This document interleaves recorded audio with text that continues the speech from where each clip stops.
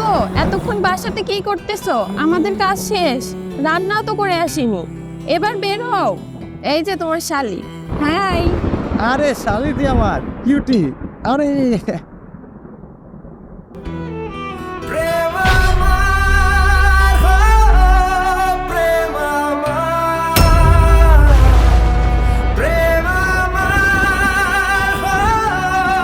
বলো, net problem, connecting দেখাচ্ছে।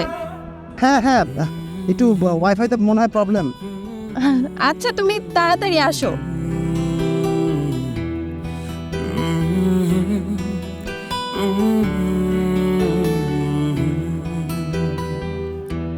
আমি মনে হয় ঠকে গেলাম রে নিয়তির কাছে।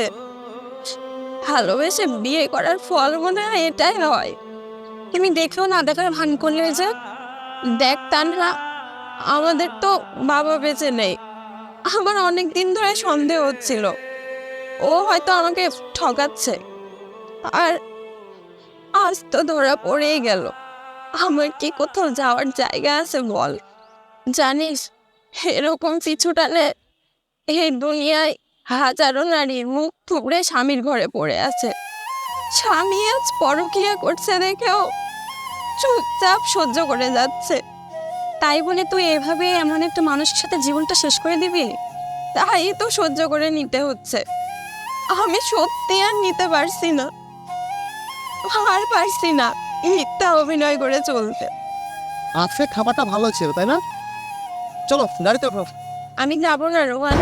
কেন, কি হয়েছে? রাগ করলো কেন আমার বউটা? রোহান, এসব মিথ্যে অভিনয় আমার সাথে কেন করছো বলো তো? মানে প্রতিনিয়ত আমাকে ঠকাচ্ছ কেন? মানে কি, কিছুই বুঝতে পারছি না। বাসা ফাঁকা পেয়ে আজ কোন গার্লফ্রেন্ডকে নিয়ে গেছিলা? কিছুই জানি না ভাবছো? তোমার যে কতগুলো রূপ সেটাই দেখছিলাম এতক্ষণ ধরে। একটা মানুষ এত সুন্দর করে অভিনয় করেটা কিভাবে? বাহ রে ভাই বাহ। এই স্টপ, থামো তো। অনেকক্ষণ ধরে দেখছি বক বক করেই যাচ্ছ। হ্যাঁ দেখছো তো, কি হয়েছে? শোনো ভাই, আমার জাস্ট তোমার দিয়ে না হয় না। আমার একটা ব্যাকআপ লাগবে। থাকলে থাকো, না থাকলে যাও গা ভাই। ও, কি যাবাই না কোথায়? তোমার তো বাপ মা কেউই নাই। বোনের সংসার আছে না, বোনের সংসারে গিয়ে তোমার উঠতে হবে। যাও যাও, দেখবো তোমার বোনের স্বামী তোমাকে কতদিন খাওয়ায়। আমাকে নিয়ে তোমার এত ভাবতে হবে না। ডিভোর্স লেটার আমি সাইন করে দিয়েছি, তুমি দয়া করে সাইন করে দিও।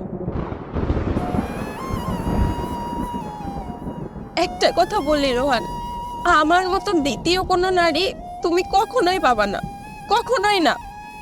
যারা তোমার কাছে আসে না, তোমার ওই বেড অব্দি যায়। কেন যায় জানো? তোমার টাকার জন্য।